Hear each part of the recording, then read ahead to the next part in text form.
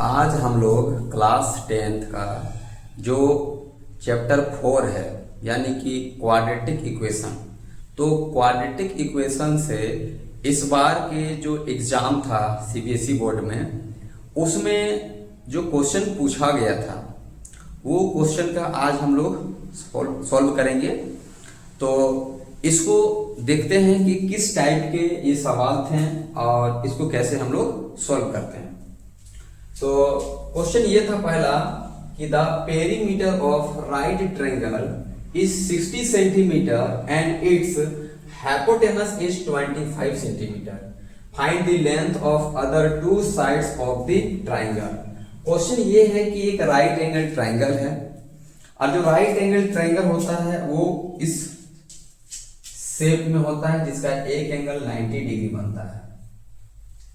तो इसमें से जो एक एंगल है हम लोग मान लेते हैं कोई एक एंगल 90 डिग्री है। इसका अगर नेमिंग कर दें तो ये हो जाएगा हम लोग का ट्रायंगल ए, ये बी वर्टेक्स और ये सी, तब जाके ये हमारा एक राइट एंगल ट्रायंगल बनेगा। तो इसका जो राइट एंगल ट्रायंगल है हम लोग बी पे बनाए हुए हैं, लेकिन यहाँ पे कोई जरूरी नहीं, आप कोई भी नेमिंग कर सकते हैं। अब यहाँ ये जानना है कि जो पेरीमीटर होता है, तो पेरीमीटर का मतलब होता है कि तीनों साइड का जो लेंथ होगा जिसको ऐड करने से 60 मिलेगा।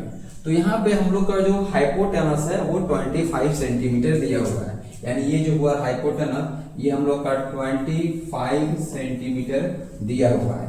तो हम लोग लेट कर लेते हैं कि ये वाला जो लेंथ है यानी ए बी जो लेंथ है उसको हम लोग मान लेते हैं x सेंटीमीटर, और जो y जो बेस दिख रहा है BC इसको हम लोग मान लेते हैं y सेंटीमीटर। तो फिलहाल हम लोग का तीनों साइड कंप्लीट हो गया और तीनों साइड का जो सम होता है जिसको पेरीमीटर कहते हैं, इन तीनों साइड का सम जो होगा वो कितना होगा 60 डिग्री होगा। तो इसको हम लोग लिख लेते हैं क्या क्या लेट किए हैं। तो हम लोग ने यहाँ पे दो चीज लेट किया कि जो साइड AB है, साइड जो AB है उसको x सेंटीमीटर मान लिए हैं, और जो साइड BC है उसको हम लोग ने y सेंटीमीटर मान लिए हैं, और जो AC है वो तो हम लोग का गिवन में था कितना, तो 25 सेंटीमीटर। अब देखा जाए कि ये अपने आप में एक राइट एंगल ट्रायंगल है, राइट एंगल ट्रायंगल है जिसका नाम यहाँ पे ABC हम लोग ने दिया है। और हम लोग जानते हैं कि जो पाइथागोरस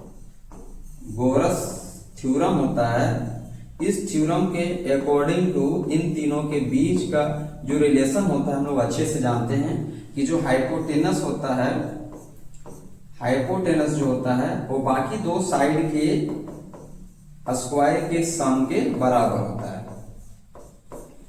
अब अगर हम लोग यहाँ पे पुट कर दें तो जो AB और जो BC है और जो AC है इन तीनों के बीच में हम लोग को एक रिलेशन मिल जाएगा। लेकिन उससे पहले हमको ये समझना है कि इन तीनों साइड का सम कितना दिया हुआ है, तो 60 डिग्री दिया हुआ है।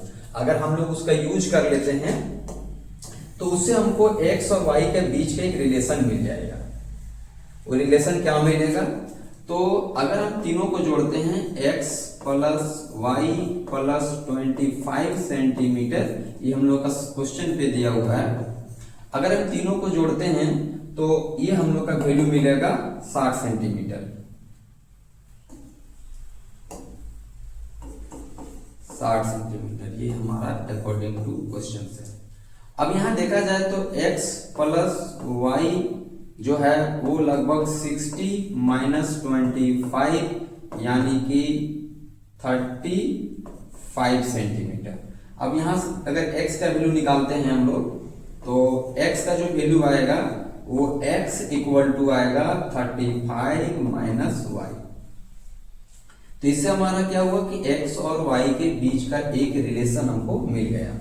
अब इसका हम लोग यहाँ पे यूज करेंगे। कैसे करेंगे यूज, तो AC जो है वो अपने आप में दिया हुआ है वैल्यू 25, AC का जो वैल्यू है वो 25 का स्क्वायर में है, इक्वल टू AB जो है वो हमारा x है यानी x का स्क्वायर है, और जो BC है वो हम लोग ने माना है y यानी y का स्क्वायर। यहाँ पे 25 का स्क्वायर होता है 625 इक्वल टू x का जो वैल्यू हम लोग माना है 35 माइनस y, तो यहाँ पे 35 माइनस y होगा उसके बाद एक स्क्वायर होगा प्लस में यहाँ से y का स्क्वायर होगा। ये आपका 625 आया है। यहाँ पे a माइनस बी का होल स्क्वायर का रूल लगाने से बनेगा 35 का square minus 2 into 35 into y और प्लस में y का स्क्वायर। एक y का स्क्वायर यहाँ पहले से है और इससे ये एक अच्छा खासा हम लोग का क्वाड्रेटिक इक्वेशन तैयार हो जाएगा। अब 35 का जो स्क्वायर होता है उसका वैल्यू अगर निकाल लें तो 35 इंटू 35 5 5 25 15 और 15 30 और 2 32 फिर यहाँ से 3 3 3 जा 9 9 और 3 12 यानी 12 25 यहाँ से हम लोग का वैल्यू मिलेगा। फिर यहाँ मल्टीप्लाई करने से 70y आएगा। फिर यहाँ से 2y स्क्वायर बन जाएगा, y स्क्वायर 2y स्क्वायर बनेगा। अब यहाँ पे देखा जाए तो ये दोनों को हम आपस में अगर सब्ट्रैक्ट कर लेते हैं, इसको भी उधर ले जाते थे 0 बन जाएगा। इधर पहले से हमारे पास है 2y स्क्वायर, फिर माइनस में है 70y, फिर यहाँ पे प्लस में है 1225 और ये माइनस में हो जाएगा 625 इक्वल टू ये 0 बनेगा। इन दोनों को सब्ट्रैक्ट करने से क्या आने वाला है, तो ये 625 है, यहाँ से 0 और यहाँ से भी 0 और यहाँ से 6 यानी कुल मिला के 600 यहाँ से हम लोग आएगा। और ये एक इक्वेशन बनेगा 2y स्क्वायर माइनस में 70y और प्लस में 600 का, तो 600 इक्वल टू 0। यहाँ से अगर 2 कॉमन कर लेते हैं तो थोड़ा सा और आसान इक्वेशन हमारा हो जाएगा। इक्वेशन बनेगा y स्क्वायर माइनस में आएगा यहाँ 35y और यहाँ से 2 कॉमन हो जाएगा तो बनेगा प्लस में 300 इक्वल टू 0। अब ये जो एक क्वाड्रेटिक इक्वेशन बना हुआ है, इस क्वाड्रेटिक इक्वेशन को हम लोग फैक्टराइज करते हैं तो ये आसानी से फैक्टराइज हो जाएगा कि y स्क्वायर माइनस में 20y माइनस में 15y, क्योंकि मल्टीप्लाई करने से 300 भी आ जाएगा और इन दोनों को ऐड करने से माइनस 35y भी आ जाएगा, प्लस में यहाँ पे 300 है इक्वल टू 0। इन दोनों से हम लोग कॉमन कर लेते हैं y को, तो यहाँ से y माइनस 20 आएगा। इन दोनों से कॉमन करते हैं माइनस में 15, तो यहाँ भी y माइनस 20 आएगा इक्वल टू 0। अब यहाँ से y माइनस 20 को कॉमन करेंगे, इन दोनों से y माइनस 20 को कॉमन करेंगे तो साइड से जो अब बचेगा वो हमारा y माइनस 15 आएगा इक्वल टू ये 0 हो जाएगा। अब दोनों को यहाँ से अलग अलग इक्वेट कर लेते हैं 0 से, तो अगर इसको अगर इक्वेट करेंगे 0 से तो आपको मालूम होगा कि y का वैल्यू 20 मिलेगा और अगर यहाँ से इक्वेट करते हैं तो y का वैल्यू हम लोग को यहाँ से 15 मिलेगा। तो y का 2 वैल्यू आया है, 20 भी हो सकता है 15 भी हो सकता है। अब हम लोग जब इस y का वैल्यू को इस इक्वेशन में हम लोग अगर पुट करते हैं तो हमारा x का भी 2 वैल्यू मिलेगा, ठीक है। तो अब देखते हैं जब यहाँ पे हम लोग पुट करते हैं तो क्या आता है। तो सबसे पहले हम लोग बात करते हैं y का, ये जो वैल्यू है फर्स्ट वैल्यू 20। अगर y का वैल्यू हम 20 लेते हैं तो याद रखिए आपका जो x का वैल्यू आएगा यहाँ रखने पे मिलेगा। अगर यहाँ 20 रख देते हैं तो x का वैल्यू 35 माइनस 20 यानी x का वैल्यू हम लोग को यहाँ से 15 मिलेगा। अगर y का वैल्यू हमने 20 रखा है तो x का वैल्यू हम लोग का कितना आएगा, तो x का वैल्यू हम लोग का 15 आएगा। उसके बाद अगर हम लोग y का दूसरा वैल्यू यूज करते हैं, y का अगर 15 यूज करते हैं, अगर y का इस वैल्यू का यूज करते हैं यहाँ पे तो 35 माइनस 15 यानी x का वैल्यू 20 आएगा, ठीक ना। ये हम लोग कहाँ से यूज कर रहे हैं तो याद रखिएगा इक्वेशन 1 में रखने से ही निकल रहा है होगा। इक्वेशन 1 में जब पुट करेंगे तो इक्वेशन 1 में पुट करने के बाद हम लोग कहिए एक y का वैल्यू रखेंगे तो x का वैल्यू निकलेगा, y का वैल्यू रखेंगे तो हम लोग का x का वैल्यू निकलेगा। तो इस तरह हम लोग इस सवाल का सॉल्यूशन किए हैं क्वेश्चन का। और ये आपका 5 मार्क्स में इस बार का एग्जाम में पूछा हुआ था, जो अच्छा खासा क्वेश्चन था, बहुत टफ भी नहीं था, आसानी से ये बन जाने वाला में सवाल में से था। तो इस तरह का क्वेश्चन का आप जब लगातार प्रैक्टिस करोगे तभी आप एग्जाम में सही टाइम पे जवाब दे पाओगे और टाइम पे इसको बना पाओगे। इसके बाद एक और क्वेश्चन है, हम लोग उस क्वेश्चन को देखते हैं जो इसी में और में दिया हुआ है सवाल। इसी में दिया हुआ है और में एक सवाल,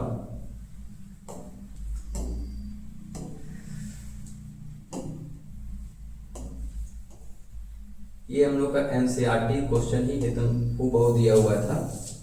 इसको आप लोगों ने एनसीईआरटी का जब आप प्रयास कर रहे होंगे, इसको बना रहे होंगे, तो ये सवाल आपको वहां मिला हो, एकदम सेम टू सेम सवाल एनसीईआरटी का ही ये सवाल है। क्वेश्चन को समझते हैं कि आखिर इस क्वेश्चन में क्या कह रहा है और इसको कैसे हम लोग इक्वेशन के फॉर्म में पहले चेंज करेंगे, फिर हम लोग इसको क्या करेंगे, सोल्व करेंगे। तो सबसे पहले हम लोग यहाँ ये जानते हैं, एक ट्रेन है जो ट्रेवल करता है एट डिस्टेंस, और डिस्टेंस कितना दिया हुआ है, तो डिस्टेंस आपका दिया हुआ है 480 किलोमीटर।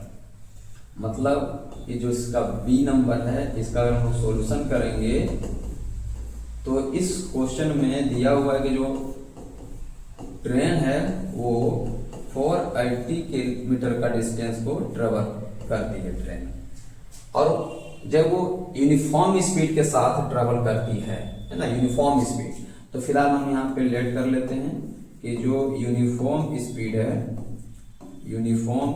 है ट्रेन का,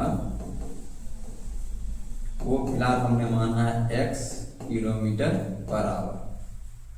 अब जान रहे हैं डिस्टेंस ये दिया हुआ है और ये स्पीड है, तो कितना टाइम लगेगा हम लोग यहां से निकाल सकते हैं, टाइम बराबर डिस्टेंस बाई स्पीड का फॉर्मूला का यूज करके। तो यहाँ पे डिस्टेंस है 480 किलोमीटर और स्पीड है x, यानी कि इतना घंटा टाइम लगता है जब कोई ट्रेन 480 किलोमीटर का डिस्टेंस को ट्रेवल करती है और उसका स्पीड जब x किलोमीटर पर आवर होता है तो। लेकिन इसमें बोला गया है कि if the speed had been 8 kilometre less than it would have taken 3 hour more to cover the same distance, find the speed of train. तो यहाँ ये बोला जा रहा है अगर जब यूनिफॉर्म स्पीड में था, जब x की स्पीड में था, तभी जो टाइम लगा वो इतना लगा, और जब अब ये स्पीड जो है वो कम हो जाता है, स्पीड जो होता है वो पर आवर मतलब पर kilometre per hour 8 kilometre per hour क्या हो जाता है, स्पीड कम हो जाता है, तो ऐसे सिचुएशन में कितना टाइम लगता है, तो कहता है 3 घंटा ज्यादा टाइम ले लेता है, क्योंकि स्पीड कम हो गया तो अब टाइम लगेगा ज्यादा, क्योंकि टाइम और स्पीड के बीच का जो रिलेशन होता है वो रेसिप्रोकल होता है, टाइम ज्यादा यानी कि स्पीड कम होगा, और अगर स्पीड कम है इसका मतलब कि टाइम ज्यादा लगा होगा। तो हम लोग दूसरे सिचुएशन में आते हैं, दूसरे सिचुएशन को लेट कर लेते हैं कि हम लोग कि अब जो है स्पीड जो है उसमें कमी आई है। अब जो स्पीड है ट्रेन का, स्पीड ऑफ जो ट्रेन है उसमें है कि 8 किलोमीटर पर आवर कम हो गया पहले के स्पीड से, यानी इसको हम लोग रिप्रेजेंट करेंगे x minus 8 kilometre per hour से। डिस्टेंस तो वही रहेगा क्योंकि सेम डिस्टेंस ही ट्रेवल किया जा रहा है ट्रेन के द्वारा, तो डिस्टेंस हम लोग का 480 किलोमीटर ही रहेगा। और अगर हम इस सिचुएशन में अगर टाइम को फाइंड करते हैं तो यहां से टाइम आएगा डिस्टेंस बाई स्पीड, वही सेम फॉर्मूला यूज करेंगे कि डिस्टेंस बाई स्पीड का, और यहाँ पे डिस्टेंस हम लोग का है 480 किलोमीटर और स्पीड हम लोग का यहाँ से x minus 8 kilometre per hour है, यानी कुल मिला के टाइम आएगा आवर में।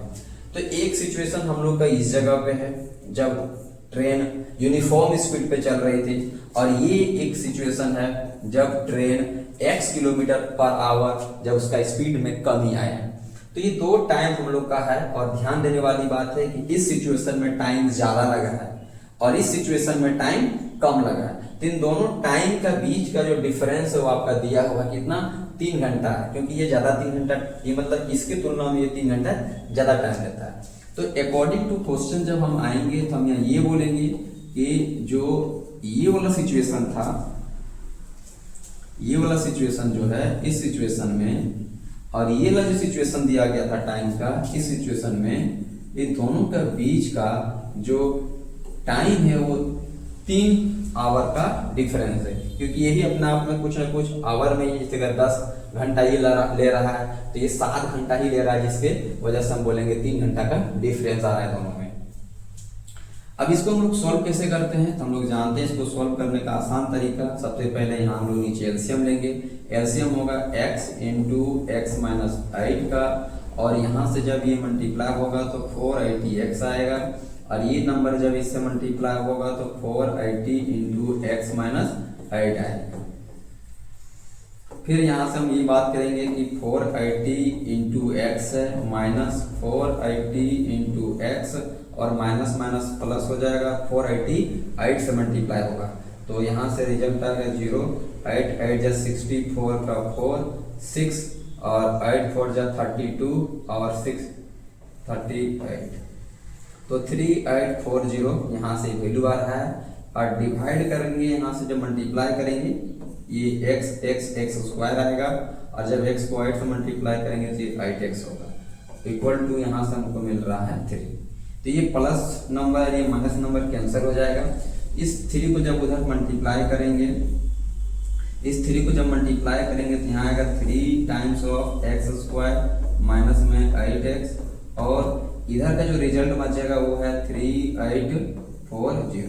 अब इस 3 से इसको डिवाइड अगर कर देते हैं तो यहाँ से आएगा equation x square 8x equal to 3840 और डिवाइड बाई 3। 3 1 जा 3 जाएगा, 3 2 जा 6 आएगा, 3 8 जा 24 आएगा, और ये 0 आएगा, यानी 3 का टेबल ये पूरा कैंसिल हो रहा है। अब एक हमारा इक्वेशन बनेगा एक्स स्क्वायर माइनस में 8x, और ये इधर आ जाएगा तो माइनस में 1280 इक्वल टू 0 का। तो इतना करने के बाद हम लोग का एक इक्वेशन, क्वाड्रेटिक इक्वेशन फॉर्म हुआ है, जो है एक्स स्क्वायर माइनस में 8x माइनस 1280 इक्वल टू 0। अब हमको यहाँ से आगे क्या करना है कि इसको हम लोग 2 तरीका से सोल्व कर सकते हैं। या तो हम फैक्टराइजेशन लगा के इसको सोल्व कर सकते हैं, है ना, जो जिसमें मिडिल टर्म को स्प्लिट करते हैं, जैसे अभी इसका a नंबर को बनाए थे। या फिर हम इसको क्या कर सकते हैं, क्वाड्रेटिक इक्वेशन का भी यूज कर सकते हैं। तो क्वाड्रेटिक इक्वेशन का अगर हम लोग यूज करते हैं तो उसके लिए पहले हमको d निकालना पड़ता है, और ये अगर d निकालेंगे तो d निकलता है इस फॉर्मूला से b स्क्वायर माइनस 4ac वाला से। अब यहाँ देखें तो b का जो वैल्यू है माइनस में 8 है, तो यहाँ पे हो जाएगा माइनस में 8 का स्क्वायर माइनस में 4 इंटू a का वैल्यू 1 है और c का वैल्यू माइनस में 12। इसको सॉल्व करते हैं तो यहाँ से आ जाएगा 64 प्लस 64 आएगा, और यहाँ भी माइनस माइनस मल्टीप्लाई होगा तो प्लस में आएगा। इसको जब मल्टीप्लाई करेंगे तो 400 आएगा, 8 4 जा 32 का 2 आएगा, 32 का 2 आएगा, हाँ 2 आएगा 3। फिर 4 8 जा 2 4 जा 8 8 और 3 11 होता है, 8 3 11 का 1 मतलब में 1, और यहाँ से 5 यानी 5120 आएगा। और अगर हम इसको ऐड कर लेते हैं तो यहाँ से 51 और यहाँ से 84 यानी 5184 आ रहा है, 5184 आ रहा है, 64 और 20 84। तो ये d का जो वैल्यू आया, तो यहाँ से पता चल रहा है कि d का वैल्यू 0 से अधिक आ रहा है, मोर देन 0 है। यहाँ से ये हम लोग कह सकते हैं कि एग्जिस्ट कर रहा है, और इसका रूट से यहाँ से फाइंड हो सकता है, यानी x निकलेगा, और x जब निकलेगा तो हम यहाँ पे यूज करेंगे क्वाड्रेटिक फॉर्मूला, क्वाड्रेटिक फॉर्मूला। आप यहाँ पे इसका फैक्टराइजेशन वाला प्रोसेस लगा के भी निकाल सकते हैं, कोई दिक्कत नहीं है, उससे भी आता है। तो जो x का जो वैल्यू होता है वो हम लोग जानते हैं माइनस में b plus minus root under d और डिवाइड बाई 2a होता है। यहाँ माइनस हो गया, और माइनस में जो b का वैल्यू है वो माइनस 8 है, और प्लस माइनस यहाँ पे रूट का जो वैल्यू है वो 5184 है, और यहाँ से ये 2 हुआ, और a का जो वैल्यू है वो 1 है, तो यहाँ पे +8 मिल रहा है और साथ में प्लस और माइनस दोनों वैल्यू मिलेगा। और जो 5184 है वो अपने आप में 72 का स्क्वायर वैल्यू है और नीचे से ये 2 आ रहा है। यानी हम लोग यहाँ से कह सकते हैं कि जो x का वैल्यू फिलहाल अभी हमारे पास आ रहा है वो x = 8 + -72/2, यानी जो 5184 है इसका वैल्यू होता है 72। आप स्क्वायर रूट का जो रूल है उससे निकाल सकते हैं। तो अब यहाँ के बाद हम लोग दो वैल्यू लेना पड़ेगा, एक बार इसका पॉजिटिव वैल्यू को और एक बार इसका नेगेटिव वैल्यू को। तो पॉजिटिव और नेगेटिव हम लोग यहाँ पे 2 बार इसको सॉल्व करना पड़ेगा। तो यहीं पे हम लोग कर लेते हैं, दोनों आ जाएगा। एक बार पॉजिटिव लेके कर लेते हैं, एक बार नेगेटिव लेके कर लेते हैं। अगर पॉजिटिव लेके करते हैं इसका वैल्यू को तो x = हो जाएगा 8 प्लस में 72 और डिवाइड बाई 2। तो 72 + 8 80 हो जाएगा, 80/2 यानी x = 80/2 और डिवाइड करने से हो जाएगा ये 40, यानी x का वैल्यू 40 km/h आ रहा है। अगर यहीं पे हम लोग नेगेटिव वैल्यू इसका लेके चलते हैं तब x का वैल्यू आएगा -8 होगा और माइनस में यहाँ पे 72 डिवाइड बाई 2।